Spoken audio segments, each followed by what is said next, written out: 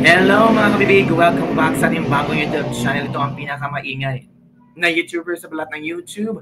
Ako si Kabibig, maglabag-labag na tayo with evidence. Kumpirmado na kabibig. May paiimbestigahan. Meron ng fact-finding committee. Manilagdaan na si Yorme na fact-finding committee para imbestigahan itong sangkot sa pabahay sa Maynila. Naku, kung ano kaya ang maging resulta nito. Of course, may kakasuhan si Isko Moreno. Nagsimula na si Isko, mga kabibig, na maningil sa mga taong abusado. May mga kongresista daw itong kasali. Hala, sino kaya ito, kabibig? O, ito ha. Ito yung explanation ni Mayor Isko Moreno. Meron pa daw mga chairman, mga kung ano ba, councilor at mga kongresista kasali dito sa pabahay sa Manila. Yung iba daw ay parang ano lang ba, kasi politiko ang nasa nasa kanilang side, parang confident na kumuha lang ng ganito, ng ganyan. So ito ang reaksyon ni Yorme. Nako, nakakilabot naman to, kabibig. Sino kaya itong mga kongresistang itong I don't know kung Yorme will talk to the names or will reveal to us the names of the congressman, the councilors, and the chairman. Ito, kabibig, makinig tayo, kabibig, kay Yorme. Mga taga Maynila. Salamat naman po. Yorme, ano po ba yung maiba lang tayo, no? Ano po yung mga envelope dyan sa tabi nyo? Ito. Kasi, mapapansin mo ka, kung maalala mo, yung mga inutang ko daw. Yung mga pinatayo nyo na mga housing. Balik na naman tayo sa utang. Hindi, buti na yung kwenta sa Sige Claras. po. Di ba nakapagpatayo tayo ng mga pabahay para sa mga squatter. Di ba? Huwag na natin patamisin yung salitang mahirap. Squatter. Yung walang sariling bahay. Nakikitusok lang. Katulad ko nung araw. Tapos, para sa mga renter, ibig sabihin, wala rin sariling bahay, pero nangungupahan. At saka yung ating mga empleyado na below 18 ang salary grade. Katulad, halimbawa, let's just say, Estero Rangers, yung Mandaragat, kumukuha ng basura natin sa dagat, saka sa Estero, taga-lublub ng imbornal natin, taga-sip-sip, at sa engineering, yung mga sa electrician, yung mga empleyado natin na mahihirap, walang sarili ng bahay, na pamilya. Yun ang purpose ng NCT. Nangyari sa Condominium 1, Condominium 2, Binondominium 1. Di ba natapos din naman natin yung San Lazaro Residence, San Sebastian Residence, Pedro Hill Residence. Kaya lamang, kasagsagan ng kampanya, ipinamigay. Nung dating administrasyon. So kasagsagan ng kampanya, ipinamigay yung mga ilang pabahay. Kasi kasagsagan ng kampanya, para naging suho lang ba yung pabahay? Nako, yan na, ito na. At ipinamigay, hindi ayon sa nakasaad sa batas. Marami, hindi ayon. Napakarami. May mga ilan naman na sinunod yung regulasyon o sinunod yung requirements. Iniimbestigahan na po yan. Kahapon, nag-sign na ako ng executive order number, patanong mo nga kay Chief of Staff, alam ko 31 Alam ko, executive order number 31. Creating fact-finding committee. 3-man body na imbestigahan yung mga bigla po na puno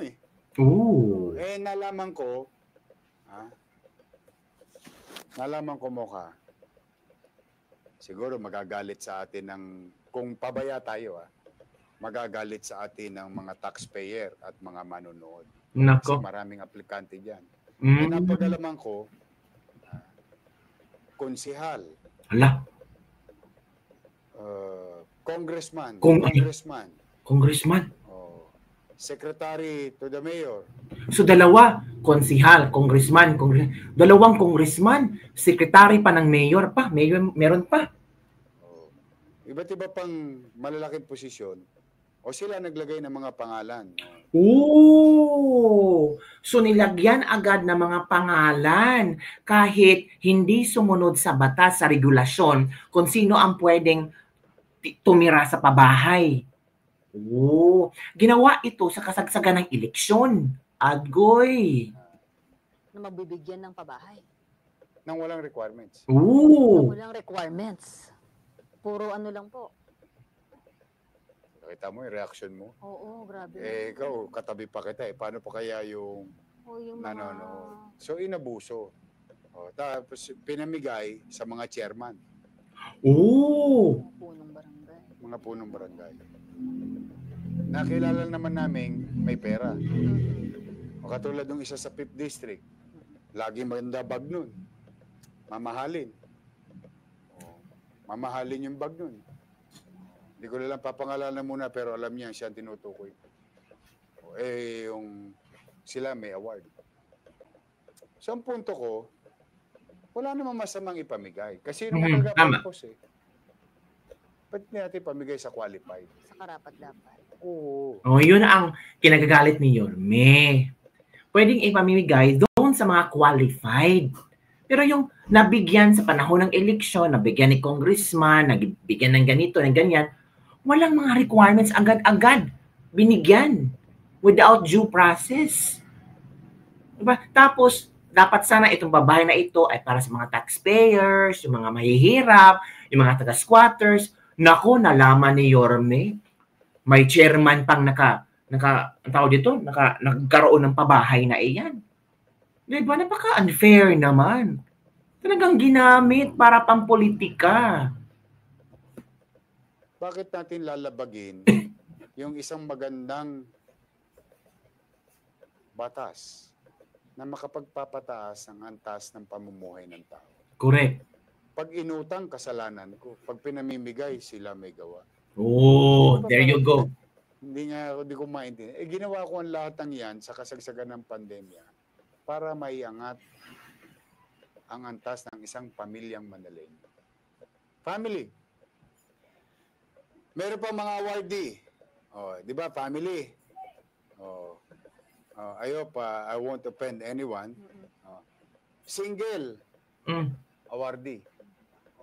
May iba lang siyang preference sa buhay. Single. Dati pa yun sa MPIO Dito. Pero kilala kong single yun. Paano nagkaroon ng award yun? Di ba binibigyan natin ng award pamilya? Madalit salita, inabuso natin ang ating diskresyon. Nung araw mo ako, kinuha natin yung squatter. For example, binondominium doon sa distrito mo. May squatter dito. Ito, basketball court. Doon natin tinayo yung binondominium. Yung squatter dito, bago ko giniba, gawa na yung binondominium. Giniba ko to, nilipat ko sila dyan. May sumobra, nirapol ko. Live sa Facebook, which gagawin din natin. Sama ka. Ano ba yung ganun dance mo? Napapanood ko sa TikTok Cookie dance. Cookie dance. Sorry po, cookies. Cookies. May S nga pala. So, nirapol ko. Yung mga dumaan sa proseso, sa dami nila, bahala na ang Diyos. Kung sino ang papalapit. So, makakaroon sila equal opportunity. Ito, pag nakita mo, care of congressman ganito. Congressman ganyan. Care of congressman ganito. Care of councilor ganito. Care of the chairman, ganyan. And so on and so forth. Ngayon, ako, okay lang. Kung qualified kayo. Pero pag napatunayan namin na kulang ang papel, hindi totoo ang papel, nagsinungaling kayo, kakasuhan ko talaga. This time around, tutuluyan ko. Bakit? Property to ng gobyerno. Pera ito ng taxpayer.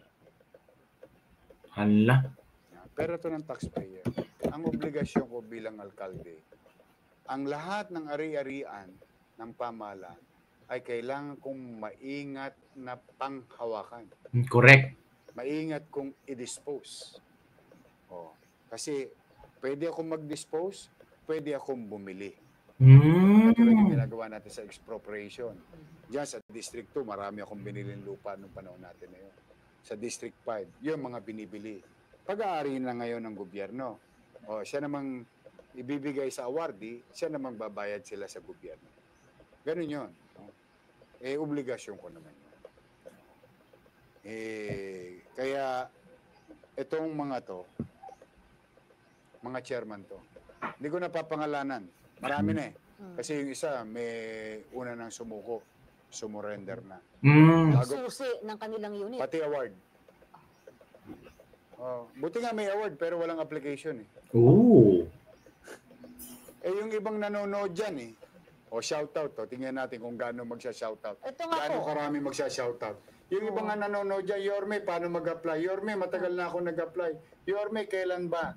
Ano yan? Pag tinignan mo yan, ha? Ako hindi ko nakikita comment nila. Maraming umaasa dyan. Ito nga, Yomit, tanong ka lang, konektado naman po dito. Sure. Sabi ni Lolita Casaljay, pwede rin po mag-apply ang mga solo parent sa pabahay. Kasi may pamilya ka naman, nag-byuda ka. Nahiwalay ka, may pamilya ka. So, pwede. Bakit naman hindi? Basta sila'y walang pag-aari. Ayan na, maliwanag to. Ha? Walang pag-aaring lupain o bahay. Tapos, sa mga empleyado natin, dapat below 18. Meron pa nga lawyer eh. Oo. Hindi, nandun sa Andun lista. pa? Hindi, titingnan natin kung sila'y a-attend at magsasabi ng totoo sa pag-finding committee. Because they're going to take oath in the investigation. Wala, investigation. Ito, Yorme, nanonood po kami sa iyo ngayon. Kami po yung mga empleyado ng DEPW na awardee. Nag-submit po kami ng lahat ng requirements. Kumpleto po kami. Matatanggal ba kami? Bakit kayo matatanggal? Kung tama at kwalipikado kayo. Correct. So ito kabibig ba, merong video dito si Yorme sa kanyang tanggapan sa kanyang opisina kung saan sumurrender o punong barangay na nabigyan ng in-city vertical housing unit sa San Pedro sa Pedro Hill Residences kusang nagsauli ng susi. Kamakailan lang ay ibinunyag ko na maraming nakatanggap ng housing unit na inendorso ng mga politiko at hindi dumaan sa tamang proseso. Dahil sa aking direktiba na imbestigahan at proteksyon na ang pag-aari ng lokal na pamahalaan at maibigay ang housing unit sa mga karapat-dapat na taga Maynila, kusang isinauli ng punong barangay na ito ang isang housing unit na ibinigay sa kanya na nakaraang pamunuan. Bagamat pasado siya sa ilang requirement, inuutos ko sa City Legal na kaagad na imbestigahan kung siya ay karapat-dapat nga na tumanggap ng pabahay sa ating city government. So ito kabibig ba, ito yung video na kung saan dito nalaman ni Yorme ang lahat ng talamak na ginagawa ng mga politiko, may mga congressman pa nga sabi ni Yorme, na kung saan ay namimigay sa kasagsagan ng eleksyon. Naku po, ito kabibig o. Yun po. After nun, yung susi raw, punutan po kami dun sa Sina? hulingan na tayo. June 26. O parang ganun, huling graduation. May last pa yata yun. Nag-racing siya. After graduation po. Marami kami nun eh. Yung time na yun. Pero bago po dyan, tinawagan ako sa urban, sabi ng pakilala urban. Asan yung stab ko? Sabi ng ganun. Sabi ko, nandito po yung stab ko. Tapos, punta kayo rito sa doon nga sa urban, sa 4th floor. Sabi ng ganun. Nagpakilala sa urban, sa Di Guzman yata yun. Ayun. Nung pagpasok namin doon, may mga tao ng pulas sa loob. May papel na pinahawakan sa amin. Sabi ng ganun. Binati mo na kami, congratulations. Yun po. After nun, yung susi raw, pag after ng flag racing, punta lang daw po kami sa Pedro Hill. Ayun lang po. Tsaka talagang, kahit tarang may record, wala akong record na may wala po. Na may ko na lupa. Wala po talagang po. Laking career din po ako eh. Parking boy ako sa Lasal. Yorme.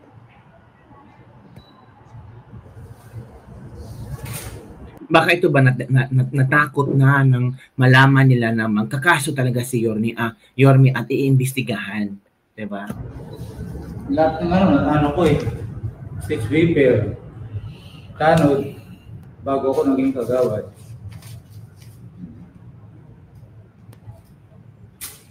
May pamilya. May ano ko eh. Saboy. May pamilya. PWD na ko eh. PWD. May ano ako sa mata eh. Kaya nga tinatanong kita kung isa ba yung insurance ko.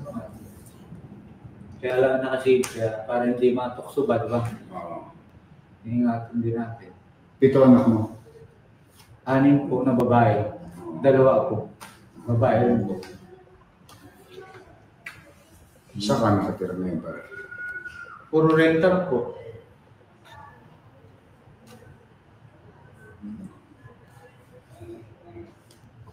Yung pala. Masabi na kayo ng tapat. Kasi ito, ginamit sa politika. Ito ang mga pabahay para sa mga katulad mo. Walang sariling bahay. May pamilya. That's one. Usually, squatter. Para sa mga katulad mo na may pamilya, pero wala sariling bahay, nangungupahan. Yun ang purpose ng Incentive Vertical Housing Program. Alam mo, gusto ko tatapatin siya. Pati congressman meron, kusihal meron. Mga kamag-anak nila lahat meron. Kaya sisiya sa atin ng gobyerno. Alam mo bakit? Bilang alkalde, ako ang namamahala ng mga ari-arian ng siyudad. That's one. 2, ako rin ang pwedeng mamili ng lupain. Katulad yung ginawa natin si malapit sa inyo. Although sa kabilang kalye yun, sa Pasiglan, expropriation, magsubasta, yan ninyo. Pati yung mga bulok na bangko, lahat yan, property ng gobyerno. Yun ang obligasyon ko. Hindi naman candy ito eh. Pinamimigay lang ng alkalde dahil sa politika. May rules yan. May requirements. Yung pag-surrender mo dito, pagpapakita ng tunay mong pagnanais. Pagkakauting. Kung talagang deserving ka, qualified ka, taga Maynila. Kasi meron ako nakita, maniwala ka pa, taga-Taguig, taga-Quezon City. Meron pa ako nakita, dalaga. Iba lang ang preference niya sa partnership, pero solo lang siya. Paano naging pamilya yung isang dalaga? Kasi, malapit sa mayor, photographer ng mayor. Staff ng mayor. Hindi talaga. Unfair sa mga naghahangad natin mga kababayan na maka-avail. Saan ka nakakita? 3 lawyer namin. Yun, iibisigahan yun. Sa city government. Meron din. Paano naka-apply yun? So yun, Kabibig, ang naiimbestigahan ni Isko Moreno, Mayor Isko Moreno na ko. Sino-sino kayang sangkot nitong kongresistang ito? Yun ang Kabibig ng ating Legislative for today. Don't forget to like, subscribe, and share this video. Bye everyone. See you next time.